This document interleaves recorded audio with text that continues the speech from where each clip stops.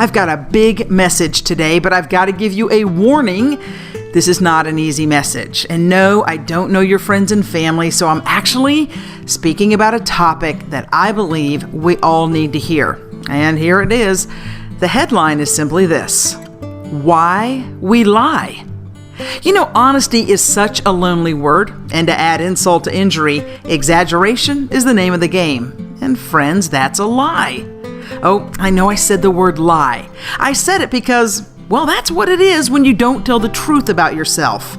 I know the word sounds harsh, and it is tougher still to be called out on, but quicker than you can hide your lie from those who know you, the damage you've done to yourself will cut you deeply and leave a lifelong scar for all to see. I want to encourage you today to make your way back to your beautiful and real self and not someone else's idea of who you should be.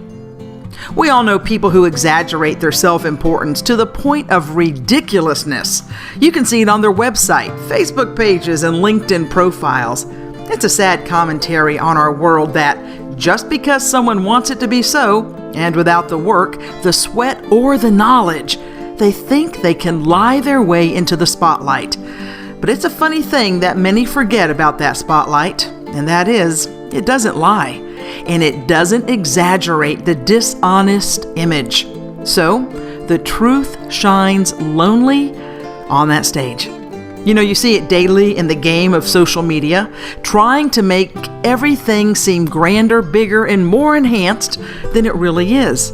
Everything from preachers who claim they've spoken to millions of converts, to speakers who claim they've spoken to tens of thousands of people, or politicians who claim they've heard from hundreds of constituents, when in reality, those numbers are suspect at best and flat out wrong at worst. Maybe I'm a skeptic. Okay, I am.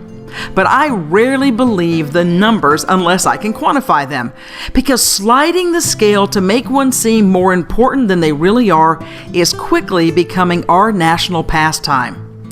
Just think about all the folks who are suddenly lifted into a leadership role only to find out they lied on their application, their resume, or their wartime record, and just as quickly as they ascended, they crash. But not without the sticky judgment that will follow them the rest of their lives, of being known as a fabricator, falsifier, or faker. You know, you see this trickery all the time when unknowns claim that they've spoken, trained, or taught 25,000 plus people, when the reality is no one knows their name, and they're not recognized by any organization as a leader in their industry, and worse yet, they don't show up on any online resource as a source of information. The fact is, it is more than a bit of exaggeration that we're dealing with. This self-aggrandizement, my friends, it borders on psychosis, and that really is a serious mental health issue. Michelle Holm has a quote that sums up this national phenomena clearly when she says, "Denial is the worst kind of lie, because it's a lie you tell yourself." Yet we see it all the time. I'm guessing the exaggerator doesn't expect anyone to look for the truth, but that would be a mistake, because in this day and age, it doesn't take much to be found out. And when the truth comes forth, the damage from the dishonesty is destructive. Thomas Jefferson once said, "He who permits himself to tell a lie once finds it much easier to do it a second and third time, till at length it becomes habitual." You know, it's safe to say we are becoming a nation of habitual storytellers, and I put that in quotes. You know, we all know the bar is low these days for those who make big, audacious claims of their abilities, talents, and gifts.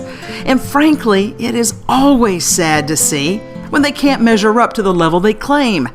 But they've done this destruction to themselves, so it's hard to feel sorry for them. Disgust? Maybe. Sorry? Not so much.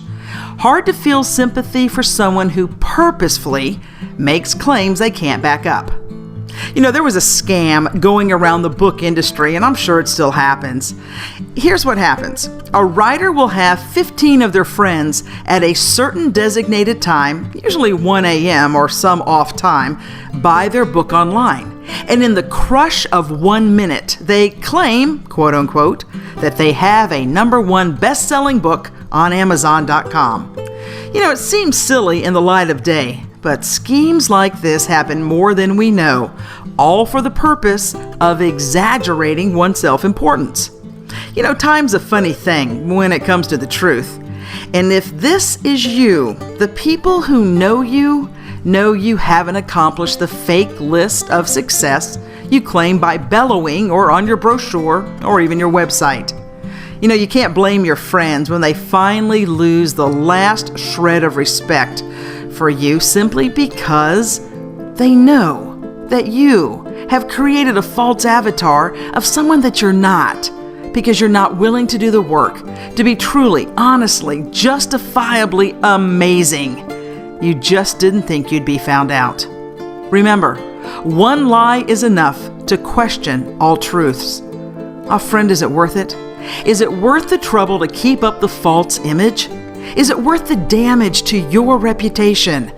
The answer is no, 1,000 times no. Believe it or not, your friends would be more impressed if they were told the truth, even if it isn't as glamorous as one would like.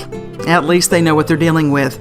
And true friends will support you on your journey to success and really buy your book. The problem with little lies is that they never find an ending point. And as you well know, once that fire is started, it is hard to put out. I saw a poster recently that I really like, and I found it online, and it says this: a lie is a lie. A white lie is a lie. A half-truth is a lie. A hidden truth is a lie. A lie by omission is a lie, because a lie is a lie. I wish I had better news, but I don't when it comes to this issue. So here's where I want to challenge you, encourage you to challenge others and be aware of others who exaggerate their self-importance. Before I explain, let me once again reassure you that I've not been contacted by your ex or your boss or your former friends. You see, today's topic is one that has been floating around in my head for a while. But it's hard to put on paper because it's not fun or uplifting in any sense of the word. But this is the truth that someone needs to say and someone needs to hear. Because too many good people are on the edge of decision making, and if they make the wrong decision to falsely build themselves up and create a false image of someone they are not, don't let it be said that you were not warned of the damage that it will do when you're found out. And unfortunately, you'll be found out. I can tell that you're not lucky enough to hide, not today, in our fact-checking world by one click online. So my advice as your friend and coach is to do the work. Make an honest name for yourself and build your knowledge base and skills to amazing. Instead of being a forger, a fake, or worse yet, my friend, be considered a fool. You're better than that, and deep in your heart you know it. So don't take the shortcut. It's always longer than it seems. And truth be known, it doesn't lead you to success. You'll just amble and wander and stray down paths that will lead you nowhere. But probably the most important reason I can think of for you to come back to being who you are online, offline, and in real life is that friendships, real friendships, are hard to come by and harder to maintain as you get older. And as the wise old Aesop of Aesop's fables said, betray a friend and you'll often find you've ruined yourself. Another quote I like says this: breaking someone's trust is like crumpling up a perfectly good piece of paper. You can smooth it over, but it's never going to be the same again. Let me add this truth. If you want a long-term relationship in life, in business, and with others, friend, you got to follow this simple rule. Never lie.